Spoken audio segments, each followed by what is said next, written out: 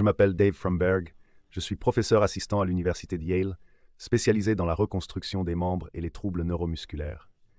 Je suis ici pour vous parler de l'utilisation de la fixation externe, en particulier de la fixation externe circulaire, dans le traitement des fractures du pilon. Il s'agit donc de fractures complexes du tibia distal et de leurs complications. Voici les informations que j'ai divulguées. Un peu plus sur moi. Je travaille à l'université de Yale, qui, comme vous pouvez le voir sur cette carte, se situe entre New York et Boston. J'ai fait un zoom pour que vous puissiez voir Boston en haut, où se trouve Harvard, New York en bas, et quelque part au milieu, Yale. Ce soir, nous allons parler très brièvement des fractures du pilon, ainsi que des stratégies de fixation et de l'utilisation des cadres. Et quand je dis cadre, ce soir, je vais vraiment parler des fixateurs externes circulaires. Ilazarov et Ilazarov aiment la fixation, et certains des différents objectifs et des façons dont j'utilise les cadres dans le traitement des fractures du pilon. Les fractures de type spiralé sont très rares, mais plus particulièrement pour les complications qu'elles entraînent. Je vais donner quelques exemples de cas pour montrer ce que j'ai fait et pourquoi. Je pense qu'il s'agit d'une méthode de traitement polyvalente applicable dans le monde entier. Quelques mots sur les fractures du pilon. Vous savez, je ne veux pas aller trop en profondeur, mais il y a deux variantes. Les deux variantes de la fracture du pilon. La première étant une blessure de type torsion à faible énergie. Elle se situe donc quelque part entre une fracture de la cheville et une grave fracture du pilon, qui serait le type suivant. Il s'agit donc de torsion à faible énergie. Pensez à quelqu'un qui porte une chaussure de ski ou une chaussure rigide et qui se tord et subit une sorte de fracture compliquée de type spirale. Ces fractures présentent un faible risque de lésion grave des tissus mous et un faible risque d'ouverture. Elles ressemblent à ceci. Voici donc un bel exemple d'une de ces fractures du pilon à faible énergie. Par opposition au type d'impact violent d'une blessure à charge axiale qui a une énergie beaucoup plus élevée. Si l'on pense à une personne tombant d'une certaine hauteur, le risque de lésion grave des tissus mous est très élevé. Les blessures sont donc très fréquentes, elles sont ouvertes, il y a beaucoup de gonflements, beaucoup de cloques, ce qui risque d'entraîner une infection. Lorsqu'il s'agit de les traiter, il ne s'agit jamais d'une véritable charge axiale. Il s'agit généralement d'une fracture axiale avec valgus ou axiale avec varus, et il peut y avoir des ruptures latérales du péroné sous l'effet de la tension. Mais il s'agit essentiellement de blessures beaucoup plus difficiles à traiter et beaucoup plus encombrantes pour le patient. La classification Dahl me semble très utile dans la manière dont j'envisage les fractures du pilon. Je ne suis pas un traumatologue orthopédique de formation traditionnelle, je m'arrête donc à A, B et C. Mais on peut aller beaucoup plus loin lorsque le groupe A est complètement extra-articulaire, de sorte que le bloc articulaire n'est pas nécessairement impliqué dans les fractures du pilon. La nécessité d'une reconstruction. Dans le groupe B, la fracture est partielle, et dans le groupe C, le segment articulaire est complètement détruit. Voici un exemple de groupe A où l'on peut voir que la fracture est entièrement extra-articulaire. Le bloc articulaire est intact. Un groupe B où il y a une extension dans l'articulation et un groupe C où le bloc articulaire est complètement perturbé.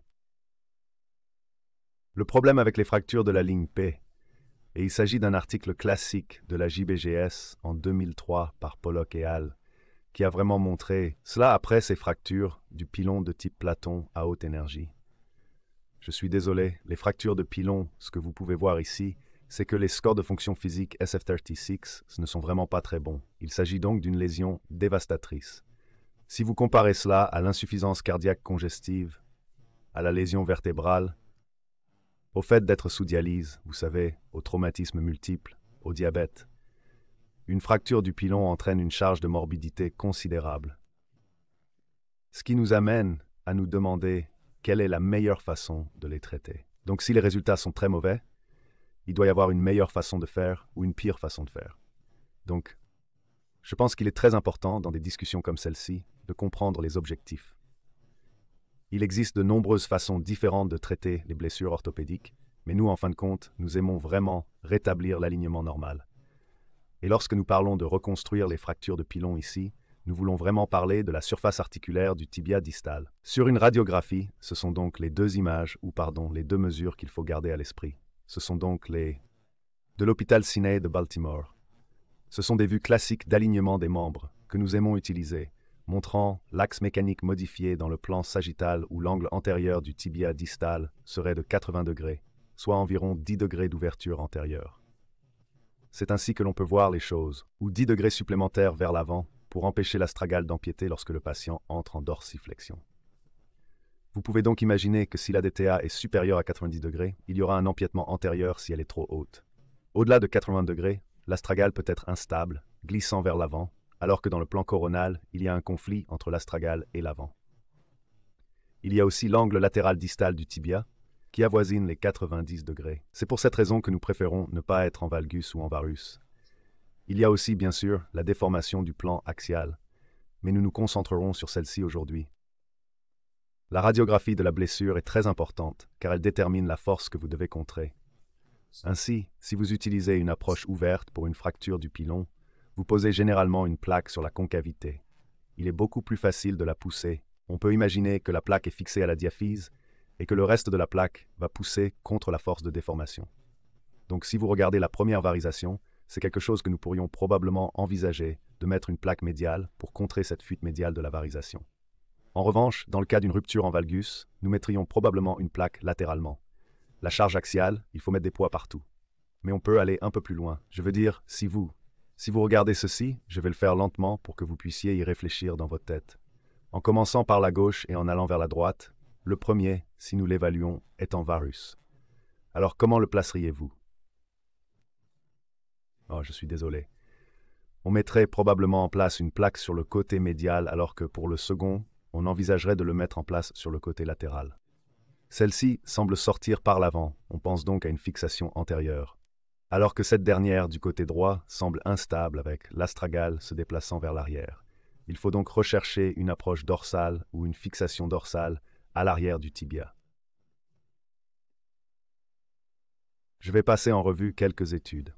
L'une d'entre elles est classique. Un Clinical Orthopedics and Related Research from 93 Tini and Wyss, qui montre que sur 60 patients ayant subi une arthroplastie primaire, la moitié d'entre eux ont eu une complication majeure, à savoir des problèmes cutanés importants, une infection de la plaie, une non-union, une malunion ou une défaillance de l'implant. Ainsi, si le taux de réussite d'une opération est de 50%, ce n'est probablement pas très bon. Mais si le taux d'échec est de 50% et que vous vous trouvez entre le marteau et l'enclume, vous y réfléchirez à 2 fois avant d'opter pour l'orthopédie primaire. Mais cela a conduit les gens à commencer à réfléchir. C'est ainsi qu'est née l'idée d'un protocole par étapes. Voici une étude datant de 1999, un article classique de Sirkin, publié dans la revue Orthopedic Trauma, qui montre que si l'on pose un orifice sur le péroné, on fait sortir le péroné. Il est possible d'améliorer considérablement les résultats en ce qui concerne le traitement de l'arthrodèse primaire et de l'arthroplastie. Vous pouvez améliorer considérablement vos résultats en ce qui concerne la peau et la plaie. Cette approche a posé quelques problèmes qui ont été découverts par la suite. Par exemple, si le péroné n'est pas parfait, il est beaucoup plus difficile de réparer le tibia. Il est donc important d'allonger le péroné, mais aussi de l'aligner correctement. Une stratégie qui a également été publiée dans Core en 2014 par Doug Beeman de Portland montre essentiellement que si vous avez une cheville non reconstructible après une blessure grave, une arthrodèse primaire peut être une bonne solution. Nous savons que c'est le cas pour un patient peu sollicité, mais c'est certainement quelque chose qui pourrait réduire la morbidité associée à la blessure à l'avenir. Voici donc un bel exemple de cas ou une série d'exemples tirés de leur article. Nous allons donc parler un peu de l'utilisation de la fixation externe multiplanaire, c'est-à-dire des cadres de Lazarov. Ce n'est pas quelque chose de nouveau. Je veux dire par là qu'il s'agit d'un travail de fond. En 1996, McDonald et Hall ont publié cet article, qui est une belle démonstration de la façon dont on peut utiliser des fils d'olivier pour capturer et comprimer des segments. Vous pouvez tirer sur des segments déformés et rester en dehors de la zone de blessure avec des incisions majeures. Dans de nombreux cas, il n'est même pas nécessaire de pratiquer une incision pour certains modèles de fracture. Plusieurs études publiées dans les années 2000 ont montré que si l'on se contente de mettre en place un cadre pour obtenir un alignement global, de pratiquer une petite incision, de manipuler les fragments et d'insérer des greffons, comme le montre cet article de Long et Hall et les blessures, on peut obtenir d'excellents résultats. Je veux dire que si vous avez une fracture de type A, c'est-à-dire que le service articulaire n'est pas impliqué ou qu'il est épargné, nous pouvons avoir d'excellents résultats. Si vous avez un défaut métaphysique comme celui que l'on voit sur cette radiographie du milieu, cette image du milieu, la greffe peut vous aider et vous pouvez obtenir quelque chose de similaire à ce que nous voyons à droite. Le problème le plus courant est toujours l'infection des voies respiratoires. Et il y en a plusieurs. Nous pourrions parler de stratégies pour prévenir et traiter les infections des épingles. Mais universellement, si vous avez quelque chose qui dépasse de votre peau pendant 4 à 6 mois, vous êtes susceptible d'avoir une infection superficielle de l'épingle. L'infection de la broche, qui n'est parfois qu'une simple colonisation et n'est pas vraiment un gros problème, mais elle peut conduire à un décèlement, ce qui est un autre problème. Donc vous savez, 30% de ces patients ont une infection de la broche. Dans les fractures de type C, traitées de cette manière ou avec cette méthode, seulement 38 ont eu un bon résultat. Il est donc important de le savoir. Voici un autre article qui montre que si l'on utilise la capsule ligamentotaxis, c'est-à-dire que l'on place un anneau au sommet, au milieu de la tige du tibia, et que l'on place un anneau au bas de la jambe et une traction pour obtenir l'alignement, que l'on peut obtenir. Là encore, vous pouvez obtenir des résultats moyens, bons ou excellents chez la plupart de vos patients. En gros, 3 patients sur 17 ont eu des résultats médiocres. 4 malignités, très probablement angulaires, et 9 infections des voies respiratoires sur 17. Nous nous attendons donc à cela. Voici un autre article que j'ai trouvé assez bon. 39 patients avec une durée moyenne de fixation de 16 semaines. Entre 11 et 30 semaines, 5 patients sur 39 ont obtenu de mauvais résultats radiographiques. Voici un bel article de STLR, publié en 2000, qui utilise la ligamentotaxie en pratiquant une petite incision comme ici et en manipulant les principaux fragments pour les mettre en place, ce qui est très utile. Voici donc une photo d'une fracture du pilon de type C très grave. Je veux dire qu'il est difficile de le savoir, n'est-ce pas? Il s'agit d'une nappe peut-être de la jambe et la cheville est loin d'être là où elle devrait être. Et il semble qu'il s'agisse d'une oblique de l'astragale. Il s'agit donc d'une sorte de cheville brisée. Mais en tirant dessus et en utilisant la fixation intramédulaire du péroné pour aider à la stabilité de la longueur, vous pouvez voir que vous obtenez un alignement assez raisonnable. Ensuite, on pratique une petite incision à l'écart du bord de la zone blessée, c'est-à-dire pas au-dessus de la cheville. Vous pouvez voir ici qu'ils ont une pince à l'intérieur qui ressemble à une pince de cocker. Ils manipulent directement les fragments et les utilisent. L'autre aspect intéressant de cet article est qu'il parle de cette technique et qu'il montre l'utilisation de fils d'olivier pour comprimer différents fragments et les aligner. Et si vous regardez cette qualité de vie, cette étude comportait beaucoup d'éléments différents, mais je pense que les 2 choses que j'aime souligner sont que les mesures de la qualité de vie ont tendance à s'améliorer pendant le traitement. Ainsi, plus le fixateur reste en place longtemps, plus la qualité de vie des patients s'améliore.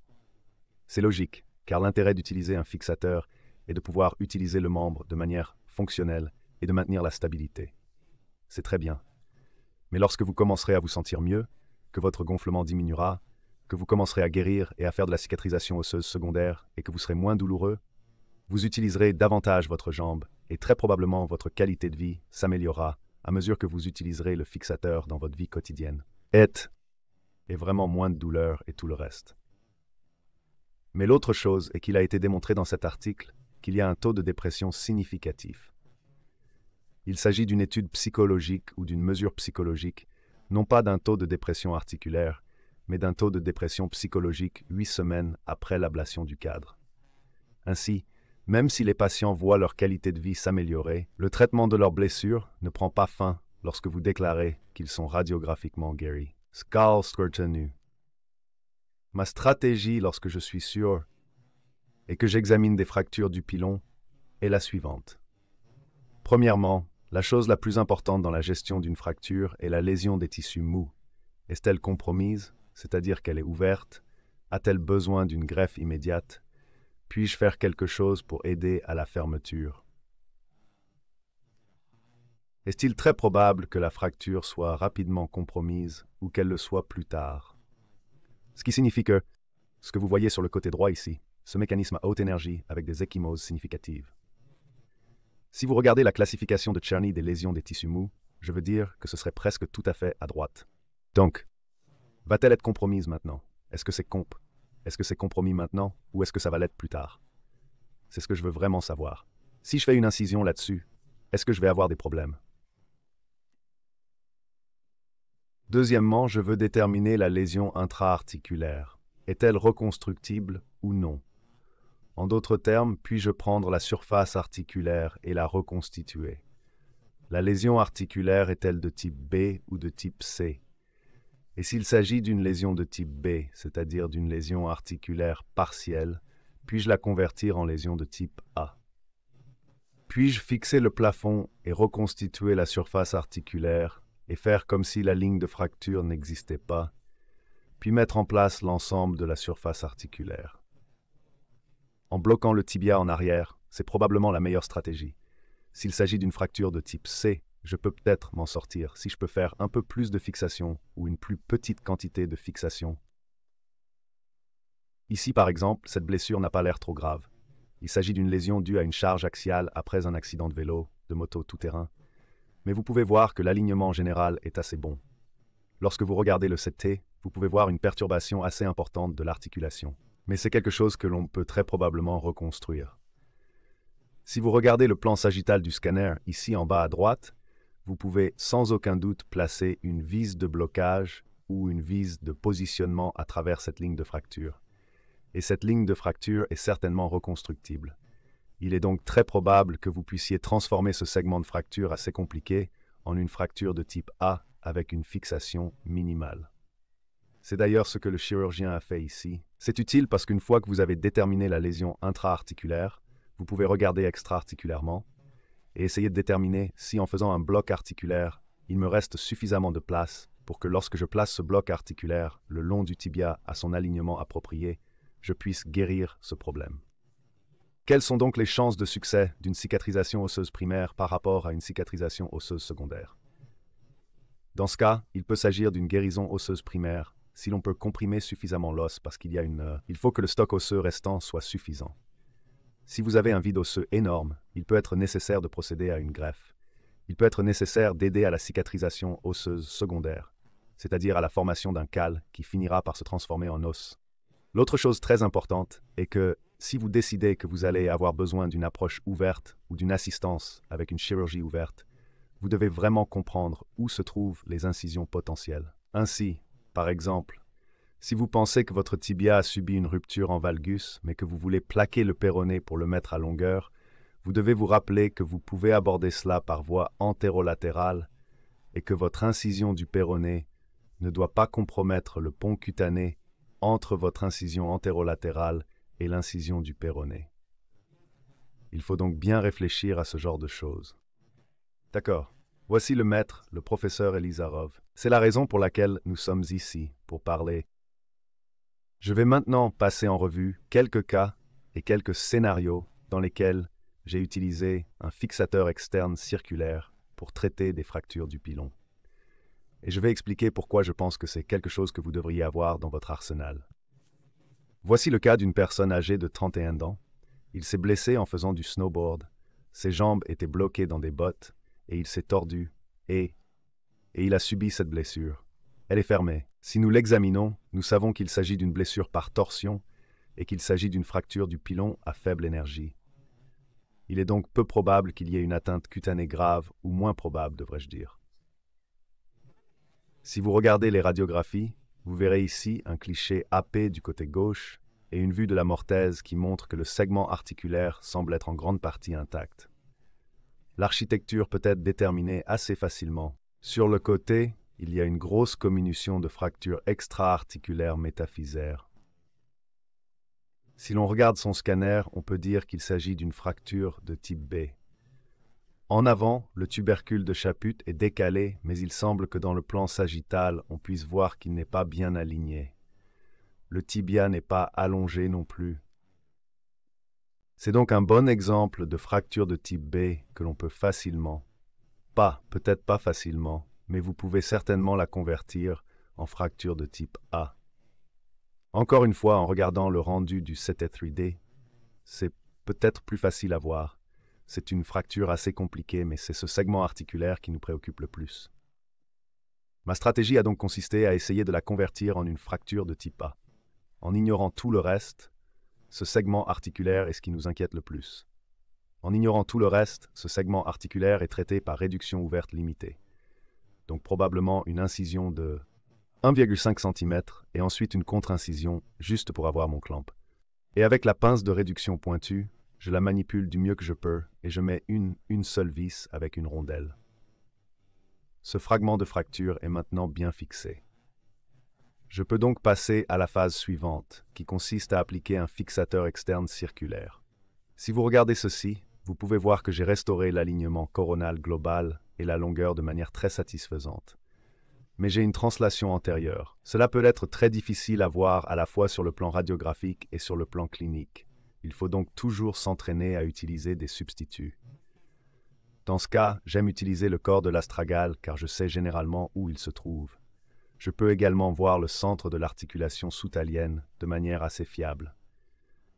Avec ces éléments, j'essaie d'aligner le centre de l'articulation soutalienne. J'essaie de l'aligner sur le centre de l'axe mécanique sagittal. Ici, je vois clairement que le pied est antérieurement translaté par rapport au reste du tibia. Il s'agit d'un fixateur externe circulaire hexapode qui, si vous en disposez, est très utile car vous pouvez modifier l'alignement ultérieurement. Et c'est exactement ce que je fais. Je vais donc prendre ces radiographies. Il s'agit de radiographies intraopératoires, mais en général, j'obtiens des radiographies à la clinique et je peux ensuite déplacer les choses comme je le souhaite. Voici le suivi après 3 semaines. À ce stade, j'ai commencé à manipuler la fracture pour essayer d'obtenir le talus. Il a été replacé sous le tibia et vous pouvez voir qu'il est fonctionnellement en charge sur ce point. Vous pouvez voir la très petite incision antilatérale que j'ai utilisée. Au bout de 3 mois, il s'envole pour Hawaï pour un voyage d'affaires. Il utilise son membre de manière fonctionnelle. Il m'a envoyé ses photos et m'a dit que je pouvais les utiliser dans toutes les conférences que je donnerais, et je le ferai absolument. Il ne ressent aucune douleur et aime la vie. Au bout de 4 mois, ce qui est généralement la durée pendant laquelle je laisse le cadre en place, on voit que l'anneau est incliné sur le côté parce qu'il fallait le faire pour que mon alignement soit parfait, ce qui n'est pas grave. Mais vous pouvez voir l'union des fractures. À ce stade, on lui enlève sa monture et voici son suivi à 1 an, démontrant ce que je considérerais comme une cicatrisation parfaite. Il s'agit donc d'une très bonne stratégie pour une fracture de type B. Il s'agit d'un garçon de 11 ans qui a sauté du 2e étage. Il a une fracture de type 5 de Salter-Harris au niveau du tibia et de l'extrémité du péroné. Et voici une fracture de type 3 de Castillo-Anderson, une fracture ouverte ici. Ce que nous observons, c'est la physis. Elle peut être gérée de différentes manières. En fait, l'objectif était d'essayer de sauver le physis, même si c'est un peu une erreur. Mais encore une fois, il y a beaucoup de comminution et de contamination grossière. Traitez d'abord les tissus mous. Dans Maths, il faut donc le placer dans un cadre. Everett. C'est une grande broche de Steinmann en quelque sorte dans son péroné, juste pour toucher ces lignes de fracture métadiaphysaire Salter-Harris 1 et c'est un peu comme un shish kebab, et ensuite en tirant avec le cadre, j'ai pu utiliser tout le ligamento-taxis que je pouvais pour aligner cette fracture. Et sa physis semble être dans un alignement raisonnable. Il est définitivement en train de basculer en valgus. Il a porté l'armature pendant 8 semaines, puis je l'ai retiré. Voici la radiographie de la 12e semaine. Il est vraiment difficile de savoir si ce physis va survivre, mais vous pouvez voir l'union à tous les sites de la fracture. Il y a 3 ans et demi de cela. Vous pouvez voir qu'à un moment donné, j'ai mis une vis hémi-épiphysioïdienne dans sa malléole médiale pour l'empêcher de basculer encore plus en valgus. Il semble que son alignement soit raisonnable et qu'il joue au basketball à un très haut niveau. Donc, c'est ce que j'appellerais un succès. Mais nous savions que la surface articulaire et la physe étaient probablement condamnées au moment de la blessure. Mais un simple cadre avec distraction et réalignement du péroné nous a permis d'obtenir ce que je considère comme un résultat acceptable. D'accord, qu'en est-il de l'ajout d'un cadre? Souvent, la stratégie consiste à faire quelque chose au pied ou à la cheville et à ajouter un cadre pour améliorer la stabilité. C'est souvent ce que font les gens. Disons qu'ils font une arthrodèse de la cheville et qu'ils ajoutent un cadre pour plus de stabilité. Nous savons qu'une armature peut apporter une stabilité axiale importante. Elle peut convertir toutes les forces de cisaillement en compression pure. C'est donc une très bonne chose. Voici un cas intéressant d'un enfant de 15 ans. Il est atteint d'autisme, d'un trouble du spectre autistique. Il est parti de la fenêtre du 2e étage et s'est retrouvé avec cette blessure. Il s'agit donc d'une charge axiale avec une force de valgisation. Vous pouvez donc voir que l'astragale pousse la profane vers le haut et vers le milieu. C'est une blessure assez compliquée. Mais ce qui est vraiment bien avec les enfants, c'est qu'ils ont tendance à avoir une bonne ligamentotaxie. Dans ce cas, lorsque nous regardons sa plateforme, nous pouvons voir qu'il s'agit d'une lésion de type C avec une atteinte articulaire complète. Mais sur la coronale, il semble que tout s'aligne assez bien. Sur le plan sagittal, il semble que cette fracture coronale, s'aligne assez bien sur le plan sagittal. Sa fracture extra-articulaire semble être une fracture de type B, sur laquelle je pourrais poser un contrefort ou une plaque anti-glissement. Il y a donc beaucoup de gonflement dans ces blessures au début, mais par une très petite incision que je vous montrerai sur le prochain cliché, je peux faire une approche vraiment raisonnable pour essayer de mettre une plaque de renfort, et ensuite je complète son péroné à la longueur. Voici donc à quoi cela ressemble après l'ajout d'un cadre pour plus de stabilité. Il s'agit d'un patient qui ne suivra probablement pas les instructions de non mise en charge. En fait, ses parents m'ont dit qu'il ne suivrait pas ces instructions. Il marchera sur tout ce que vous ferez. Dans ce cas, la fixation est donc très minimale. J'ai pratiqué une incision à peu près à la distance entre ces 2 vis et j'ai simplement glissé une plaque tubulaire de 1, 3 et mis 2 vis pour contrôler le tout. Et cela renforce l'ensemble du segment articulaire. En bas. La mise en place d'une plaque sur la longueur du péroné et l'ajout d'un cadre pour plus de stabilité ont permis à cet enfant de marcher pendant toute la durée du traitement. Voici une image du cadre et vous pouvez voir à quel point l'incision est petite. Et voici l'enfant à 2 semaines, marchant sur le cadre dans le cabinet, en maintenant son alignement. Au bout de 6 semaines, la cicatrisation est vraiment bonne et j'enlève le cadre à ce moment-là. Voici les radiographies de la 12e semaine qui montrent l'union. Chaque fois que vous placez une armature sur une cheville, vous obtiendrez toujours une ostéopénie, même si la personne l'utilise autant qu'elle le peut, simplement parce que les forces sont en quelque sorte contournées par l'os. Par conséquent, si l'on place une cheville dans un cadre, elle apparaîtra toujours ostéopénique au bout de quelques mois. Et c'est certainement ce que nous voyons ici. Mais plus important encore, nous voyons l'union de la fracture. Et voici un film de 8 mois montrant la maturité de toute sa cicatrisation osseuse. Nous allons maintenant parler des cadres pour les complications. En général, lorsque les gens pensent aux complications des pilons, ils pensent à l'infection qui est une complication très élevée, ou ils pensent aux non-unions. Il peut aussi y avoir des malunions, des défauts osseux. Vous allez l'arthrite est une complication importante, mais nous n'en parlerons probablement pas ici. La première complication dont nous allons parler est la perte de fixation. Cela arrive dans ma pratique. Elle a tendance à se produire le plus souvent lorsque les patients ne respectent pas leurs restrictions en matière de port de poids. Voici un exemple. Une femme de 64 ans avec une fracture fermée du pilon. Vous pouvez donc voir qu'il s'agit d'une blessure entièrement extra-articulaire. C'est une fracture de type A. C'est une fracture que l'on peut traiter principalement avec un fixateur externe. Mon partenaire a opté pour un traitement par ORIF. Voici donc les clichés fluoraux où vous pouvez voir qu'une approche postérieure a été réalisée, que le péroné a été planté et que le tibia a été allongé. L'alignement anatomique est vraiment parfait. Lors de son suivi à 8 semaines, à ses premières radiographies post-opératoires, elle nous a dit qu'elle marchait dessus pendant tout ce temps. Ou elle a dit à mon partenaire qu'elle marchait dessus. Et regardez ce qui se passe. Nous avons une perte de fixation, des vis cassées, un raccourcissement de la fracture, une mauvaise nouvelle. Dans ce cas, nous retournons dans la salle d'opération, nous retirons le matériel et j'applique ce cadre. Il s'agit d'un cadre qui a l'air volumineux, c'est une grande armature. Nous avons donc un bloc annulaire sur le segment proximal. Nous savons que ce patient va marcher dessus tout le temps. Ensuite, nous avons le pied capturé et le tibia distal. Lorsque vous devez faire le tibia distal, j'inclus toujours le pied, toujours parce que c'est un segment très petit et que même si vous pouvez y mettre 4 fils, ce n'est pas suffisant pour contrer le bras de levier du reste du corps. C'est pourquoi j'ai l'habitude de relier ce segment au pied et de l'inclure. Et j'utilise un hexapode ici au cas où elle aurait un déplacement tardif que je devrais corriger. Mais si vous avez accès à des charnières d'Ilazarov, vous pouvez aussi les placer dans le bureau. Mais vous pouvez également placer un cadre statique et être prêt à le manipuler selon vos besoins. C'est quand le matériel, Je suis désolé, c'est juste une image clinique montrant le plan sagittal. Ce sont les radiographies de la 8e semaine qui montrent une certaine cicatrisation. Si l'on zoomait, on pourrait voir qu'il y a une belle formation de callosité. Je retire ensuite le cadre à 12 semaines, ce qui est un peu plus tôt que la normale. Mais elle était guérie. À 5 mois, voici ces radiographies. Vous pouvez voir ici une belle formation de callosité et une cicatrisation complète. Et encore une fois, ce dont je parlais avec l'ostéopénie que vous avez toujours quand vous enjambez. Voici 10 mois, X-rat, montre la maturation de la guérison et évidemment la planète grade et la marche. D'accord. Une autre complication est la non-union. Nous voyons cela très fréquemment.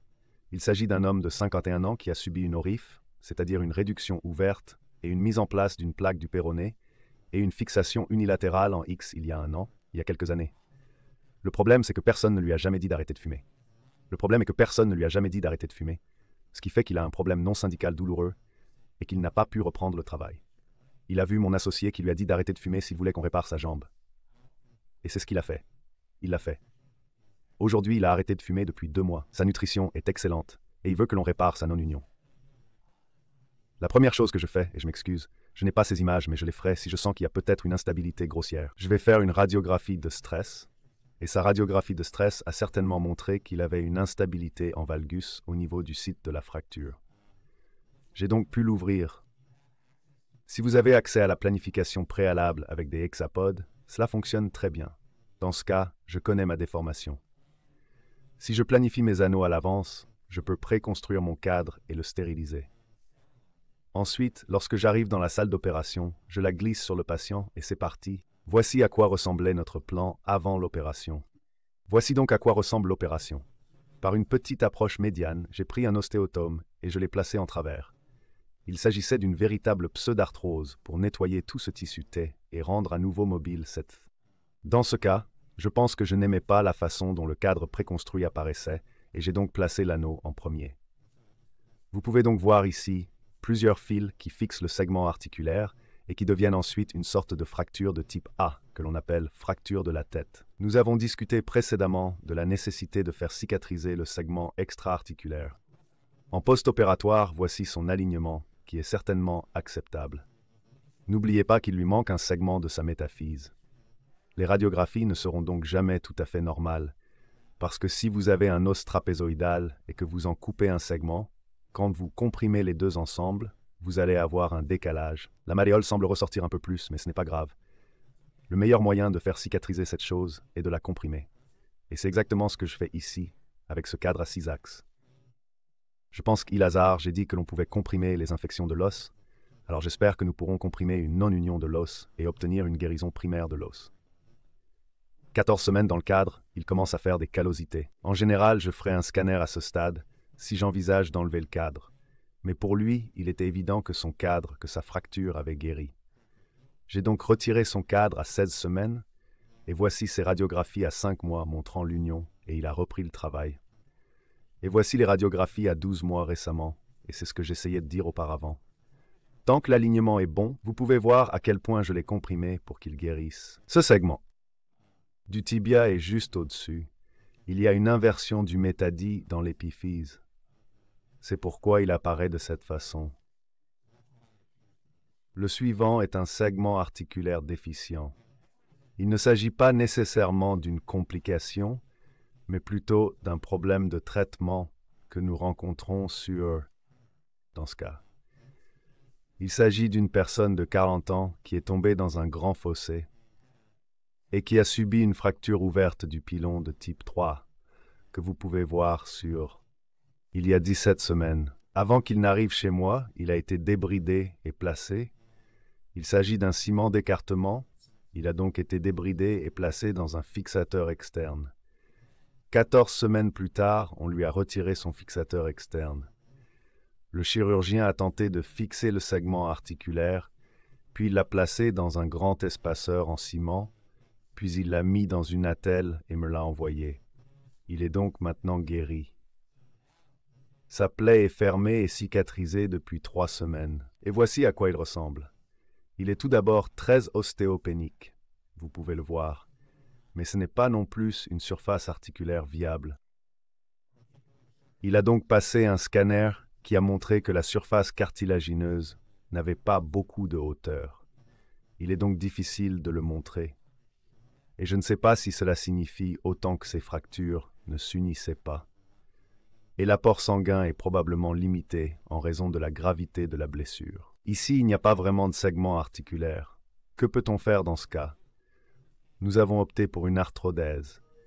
Il ne s'agit pas d'une arthrite primaire car le patient a déjà subi 2 opérations. Voici à quoi ressemble sa jambe. La peau a l'air bien, elle est gonflée et un peu tordue, mais l'enveloppe cutanée est très belle. J'ai donc retiré l'entretoise. La plateforme tibiale est tombée directement. Vous pouvez voir que j'ai laissé le péroné au cas où j'aurais besoin de faire une union croisée pour faciliter la fusion plus tard, ou si j'avais besoin de déplacer le péroné dans le cadre d'un transfert de tissu libre. En général, j'aime laisser le péroné intact si je n'ai pas besoin de le déranger. Un cadre a été monté ici, avec des câbles passant autour de poulies qui vont à l'intérieur de la peau. Comme vous pouvez le voir ici, le câble est attaché à l'extrémité de l'os. Il y a un défaut de 67 mm. L'astragale a été préparé, ce qui est très important. Le cartilage a tendance à abriter des bactéries, il ne faut donc pas le garder. Le cartilage de l'astragale. Après cette opération, vous ne voudriez pas tout enlever, d'autant plus que vous obtiendrez le meilleur. Regardez-le maintenant. Et ensuite, vous pouvez voir qu'une corticotomie a été pratiquée au niveau proximal pour initier le transport des segments osseux. C'est ce qu'on appelle la technique du câble de vapeur, qui consiste à utiliser des câbles en ligne autour d'un point d'appui situé au-delà de l'endroit où l'on veut opérer. Il est donc possible de continuer à tirer sur la compression à la fin du traitement. Voici donc ce à quoi il ressemble lorsqu'il est complètement dans le cadre, et voici qu'il marche dans le cadre. Et pour revenir en arrière, je vais vous montrer le câble qui sort de la peau, et je suis désolé, voici le câble qui sort de la peau et qui tourne autour de la poulie jusqu'à ses cliqueurs. Il va donc tirer, il va cliquer vers le haut, tirer le câble vers le haut, qui autour de la poulie va tirer l'enfoncement de l'os vers le bas. Au fur et à mesure qu'il avance, vous pouvez voir que le segment se déplace vers le bas et qu'il est presque arrivé à la station. À ce moment-là, je le ramène dans la salle d'opération. J'ai ajouté une broche à la partie inférieure de sa queue, comme vous pouvez le voir, pour augmenter la pression. Puis, j'ai ajouté une greffe osseuse pour la procédure d'amarrage formelle. Après avoir retiré son cadre à 9 mois et demi, il a trébuché, est tombé et a plié son régénérat. C'est un pauvre type, mais il va bien et son alignement général est assez bon. Il est un peu court de ce côté, comme c'est généralement le cas. Il choisit de ne pas poursuivre l'allongement ou toute autre intervention chirurgicale. L'arthrodèse est réussie et il a repris le travail avec un soulève-pied. Une autre complication est l'infection. Elle est fréquente. Voici un homme de 64 ans qui a été transféré d'un hôpital extérieur. Pilon ouvert de type 3, il a posé un X-Fix et l'a débridé, mais n'a pas fait d'autres couvertures cutanées. Il était donc en quelque sorte condamné dès le départ. Il faut vraiment que la peau soit recouverte dans les 2 jours qui suivent. Mon partenaire l'a donc pris en charge, l'a nettoyé à nouveau et a révisé son fixateur externe pour améliorer son alignement. Mais vous pouvez voir ici qu'il y a une vilaine blessure articulaire et que la blessure extra-articulaire est plutôt déficiente. C'est donc ce qui se passe fréquemment. Il reçoit 3 plaques qui s'ajoutent au fardeau de la blessure. L'alignement est parfait, tout le monde l'applaudit. Il reçoit une greffe de peau et nous attendons. Malheureusement, 3 semaines plus tard, tout se tient. L'aspect est plutôt bon. Mais encore une fois, cet homme âgé, avec une irrigation sanguine très endommagée, cela pourrait ne pas tenir. 4 mois après son opération, il avait un écoulement sous le lambeau et une douleur croissante. Le chirurgien plasticien l'a emmené, l'a lavé, a trouvé du pus et a fait pousser un gramme positif, anaérobie. Il a donc commencé le traitement à cet endroit, puis il a fini par subir un échec de fixation. Tout cela est donc infecté. Mon associé l'a alors en salle d'opération pour l'explorer et a constaté que tout était nécrosé. C'est donc 5 mois après l'orifice que mon associé a procédé à l'irrigation et au collage des débris. Il a enlevé toutes les plaques, il a excisé tout l'os jusqu'à ce qu'il ait l'air sain, ce qui a donné des défauts de 100 mm. À ce moment-là, il savait ce que je ferais quand il me l'enverrait. Il a donc préparé l'astragale. Encore une fois, je n'insisterai jamais assez sur l'importance de cette étape. Il faut enlever le cartilage car il abrite des bactéries. Ensuite, il a mis en place un ciment antibiotique et une attelle. Nous avons maintenant un défaut que nous devons reconstruire. Pour moi, le plus important, ce sont les tissus mous. J'ai donc besoin que ces tissus mous se reposent que le gonflement diminue et qu'il soit opposable. Je ne veux pas de problème avec sa greffe de peau. J'ai donc procédé à un échange d'espaceurs, je l'ai lavé, je me suis assuré qu'il était propre et j'ai monté un cadre, ce qui lui a permis de recevoir un bon traitement antibiotique. Ensuite, nous le ramenons au transport. Dans ce cas, j'ai procédé à un autre transport par câble, mais au lieu d'utiliser pour faire sortir les fils à travers la peau, afin de protéger son lambeau, j'ai placé un fil à travers le tendon d'Achille et à l'avant de son tibia, ce que vous pouvez voir ici. Je vais utiliser ce fil tendu comme point d'appui. Ici, vous pouvez voir que les câbles sont montés autour du tibia. Ce sont des billes de sulfate de calcium chargées d'antibiotiques que j'ai placées dans le défaut. Ces câbles passent ensuite autour du fil et sont reliés à ces cliqueurs. Il s'agit donc de cliqueurs spéciaux. Puis il commencera à transporter, et vous pouvez voir ici le début du transport. Et au fur et à mesure qu'il avance, le segment se déplace en distal et vous savez, le défaut se referme et l'espace de régénération s'agrandit. Et malheureusement, à ce stade, si vous regardez ici, il commence à ne plus pouvoir continuer le transport. Cet homme plus âgé avait donc ce que l'on appelle une consolidation prématurée, et j'ai donc dû le recouper. En général, nous n'aimons pas couper à travers le tissu régénéré. C'est vraiment difficile à faire, alors nous aimons toujours couper à un nouvel endroit. J'ai senti que si je coupais ici dans la métaphyse, ce qui est recommandé, c'était trop près de ce point d'ancrage. Je ne me suis donc pas laissé suffisamment d'espace à cet endroit. Je l'ai donc recoupé, et il a continué son transport jusqu'à ce qu'il soit apposé en distal, moment où il était prêt à revenir, mais il est revenu une semaine trop tôt. Après 4 mois de transport, il a ressenti une certaine douleur et un érythème ici. Le chirurgien plasticien a estimé qu'il avait une infection persistante sous son lambeau et que son espace mort était donc contaminé. Mais nous avons poursuivi le transport parce qu'il est possible d'extraire l'infection d'un os. Après 21 semaines de transport, soit 147 jours, il a gagné 100 mm, soit une moyenne d'environ 15 jours par centimètre, ce qui est une moyenne assez raisonnable. À ce moment-là, j'ai pensé que ce régénérat n'était pas assez fort pour se soutenir lui-même. J'ai retenu la leçon de l'autre patient. J'ai donc mis en place une plaque de verrouillage percutanée pour maintenir l'alignement et aider à rigidifier la construction. Ce que nous appelons le raidissement actif, qui aide en fait le régénérat à se consolider. Ensuite, j'ai placé un talot clou de fusion tibio-talocalcanéenne, c'est ce que j'ai fait. J'ai fait très attention à ne pas les faire se chevaucher, même si cela provoque une élévation du stress ici en distal, juste au cas où il était infecté. Je voulais le faire. Au cas où l'infection de l'espace mort persisterait, je voulais m'assurer qu'elle ne contaminerait pas le reste du tibia. J'ai donc essayé de les séparer biologiquement. Et ceci est verrouillé dynamiquement, donc 4 mois hors du cadre. Vous pouvez voir à quoi ressemblent ces tissus mous. Ils sont bien cicatrisés. Il a un lambeau édémateux assez large. Mais tous les signes montrent qu'il n'y a pas d'infection. Et c'est là que nous en sommes aujourd'hui. Nous en sommes là aujourd'hui. Une autre complication est la contracture. Elle est beaucoup plus fréquente qu'on ne l'admet. L'histoire de cet homme de 36 ans, diabétique et ayant un taux d'hémoglobine A1C de 10, est un peu triste. Il n'était donc pas parfaitement contrôlé. Il avait subi une blessure polytraumatique. Je crois qu'il était motocycliste. Il a également subi un traumatisme crânien fermé qui lui a fait perdre l'ouïe. Il s'agit donc d'un cas assez grave. Il avait une fracture distale du tibia de type B. Il avait également une fracture distale du péroné qui a été traitée aussi simplement que possible en raison de son diabète. Malheureusement, cela s'est produit pendant la pandémie.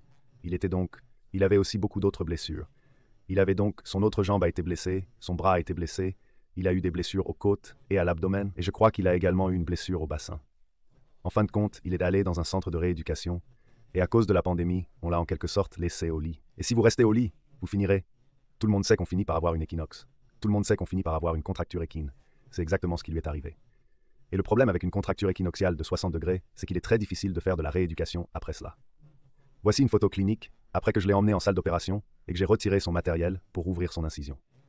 Vous avez le choix entre une correction graduelle et une correction aiguë. Si vous effectuez une correction aiguë qui implique un allongement du tendon d'Achille et probablement une capsulotomie de l'articulation soutalienne et de la cheville postérieure, il se peut que vous deviez également allonger beaucoup plus de choses, ce qui est dangereux. Nous savons que lorsque nous faisons cela chez de très jeunes enfants, il arrive souvent que nous ne puissions même pas refermer l'incision. Mais on ne peut pas faire cela chez un adulte diabétique. Plutôt que de faire beaucoup d'incisions, J'ai donc opté pour une fixation externe, sans incision, à l'exception des broches. J'ai donc enlevé le matériel et j'ai monté un cadre. Vous pouvez donc voir ici comment ça se passe. Il s'agit d'une charnière traditionnelle dit Lazarov. La façon de procéder consiste à monter un bloc d'anneau. Il n'est pas nécessaire de l'aligner sur le tibia. Je pense simplement que cela aide à comprendre si vous devez déplacer les charnières plus tard où elles doivent aller. Dans ce cas, nous pouvons voir que le bloc d'anneau a été monté parallèlement au tibia. La façon de trouver l'axe des charnières s'appelle l'axe d'Inman. Il va de la pointe d'une malléole à la pointe de l'autre malléole. La raison en est que la cheville n'est pas une simple charnière. Nous savons qu'il y a un peu de rotation, d'inversion, d'éversion, inversion, éversion et rotation. Il n'y a donc pas que la dorsiflexion, mais aussi la flexion plantaire. C'est donc votre véritable axe. Vous pouvez placer des charnières cannulées par-dessus et les monter sur votre cadre. Il est très important d'éloigner approximativement l'astragale du tibia pour s'assurer qu'il n'y a pas d'impaction au cas où vous seriez un peu décalé. L'armature est donc montée sur le pied, l'armature est montée sur le tibia. Traditionnellement, on place la charnière en position postérieure car les charnières fonctionnent mieux lorsqu'elles poussent que lorsqu'elles tirent. Mais ce monsieur, malheureusement, à cause de son traumatisme crânien fermé, il était plus facile pour lui d'essayer de comprendre en regardant. J'ai donc placé la charnière en avant et je l'ai laissé la raccourcir. Finalement, je l'ai déplacée de l'autre côté, comme vous pouvez le voir ici. Voici donc un mois après le début de la correction. Vous pouvez voir qu'il s'en sort bien, il a besoin d'être distrait un peu plus. J'ai ensuite déplacé les charnières vers l'arrière, comme vous pouvez le voir. À 12 semaines, il a dépassé le point mort. J'essaie de dépasser la position neutre de 20 degrés. Mais l'autre chose que vous pouvez voir, c'est que ces orteils, que vous avez la possibilité d'épingler pour étirer les fléchisseurs des doigts. Dans ce cas, je ne l'ai pas fait parce qu'il l'avait déjà fait et qu'il ne l'a pas fait. Et il n'a pas vraiment aimé l'expérience. Vous savez, avec le recul, j'aurais probablement dû le faire. Mais ce qui est très important, c'est le fil, c'est l'astragale. Il s'agit de s'assurer que l'on pousse à travers le talus et que l'on distrait à travers le talus. J'aurais donc dû le mentionner auparavant. Assurez-vous d'avoir une broche sans taillon à 16 semaines. Je l'amène donc à l'objectif, c'est-à-dire que j'essaie de faire 20 degrés de dorsiflexion et je le laisse là pendant 4 semaines. C'est ce que je fais généralement. Ensuite, je l'emmène dans la salle d'opération, j'enlève le cadre. Voici donc ce qui s'est passé après que je l'ai enlevé et que j'ai lavé sa jambe.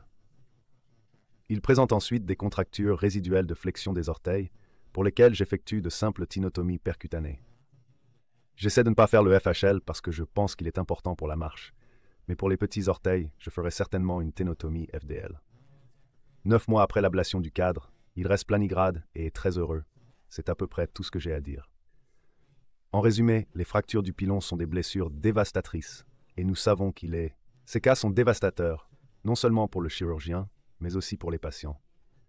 Et même les meilleurs cas qui ont l'air parfaits à la radiographie ne s'en sortent pas toujours bien. En tant que chirurgien, vous avez une occasion unique d'aggraver la situation en faisant ce qu'il ne faut pas faire. Qu'il s'agisse d'opérer trop tôt et de contribuer à la possibilité d'une infection ou de choisir la mauvaise fixation, il y a de nombreuses façons de faire déraper la situation. Personnellement, j'aime les stratégies de fixation qui minimisent la dissection parce qu'elles respectent les tissus mous. De plus, si l'alignement n'est pas très bon ou si je veux le comprimer plus tard, je peux manipuler un fixateur externe sans véritable problème pour le patient afin de corriger l'alignement ou d'améliorer l'alignement axial. Ce dispositif polyvalent a de nombreuses utilisations et peut donc être utilisé pour la prise en charge définitive. Vous pouvez l'utiliser lorsque vous n'avez pas confiance en votre fixation ou que vous voulez ajouter de la stabilité, diminuer le cisaillement. Ou bien vous avez un patient qui n'est pas coopératif et il serait préférable qu'il puisse marcher sur sa jambe. Ou encore un patient qui vit de manière indépendante et qui a vraiment besoin de pouvoir se transférer.